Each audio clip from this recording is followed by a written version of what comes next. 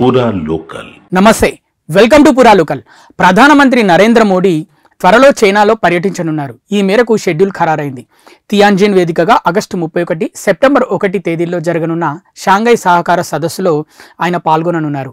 గల్వాన్ ఘటన తర్వాత ప్రధాని మోదీ చైనాలో పర్యటనకు వెళ్లడం ఇదే తొలిసారి. ఈ పర్యటనలో రష్యా అధ్యక్షుడు పుతిన్, చైనా అధ్యక్షుడు షీ జిన్ పింగ్తో మోదీ ప్రత్యేకంగా భేటీ అయ్యే అవకాశం ఉన్నట్లు తెలుస్తోంది.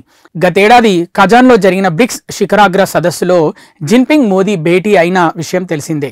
తొలిసారిగా 2015లో బీజింగ్కు వెళ్లిన భారత ప్రధాని ఇప్పటి వరకు 5 సార్లు ఆ దేశంలో పర్యటించారు.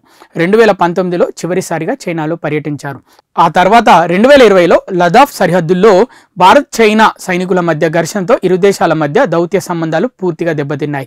వీటిని పునరుద్ధరించేందుకు సైనిక దౌత్యాధికారుల మధ్య అనేక దఫాల్లో చర్చలు జరగగా ఇటీవలే కొంత పురోగతి కనిపిస్తోంది. చైనాలో ఈ ఏడాది జూన్లో జరిగిన షాంఘై సహకార సంస్థ సభ్య దేశాల రక్షణ మంత్రుల సదస్సులో కేంద్ర మంత్రి రాజ్నాథ్ సింగ్ పాల్గొన్నారు. పాక్ ప్రేరేపిత సీమాంతర ఉగ్రవాదం, పహల్గాం ముష్కర దాడులను ప్రస్తావించకపోవడంపై తీవ్రంగా పరిగణించిన భారత్ ఉమ్మడి ప్రకటనపై సంతకం చేసేందుకు నిరాకరించింది. దీంతో ఎలాంటి ఉమ్మడి ప్రకటన లేకుండానే నాటి చర్చలు ముగిశాయి.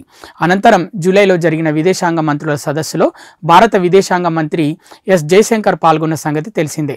మరోవైపు భారత్పై సుంకాలు విధించిన ట్రంప్ రష్యాతో ముడి చమురు కొనుగోలును తీవ్రంగా వ్యతిరేకిస్తున్నారు. రానున్న రోజుల్లో మరిన్ని విధిస్తామంటూ హెచ్చరిస్తున్నారు. ఇదే సమయంలో రష్యా మాత్రం భారత్కు మద్దతుగా నిలుస్తోంది. ఇదే సదస్సులో రష్యా అధ్యక్షుడు పుతిన్తో మోడీ భేటీ అయ్యే అవకాశం ఉంది.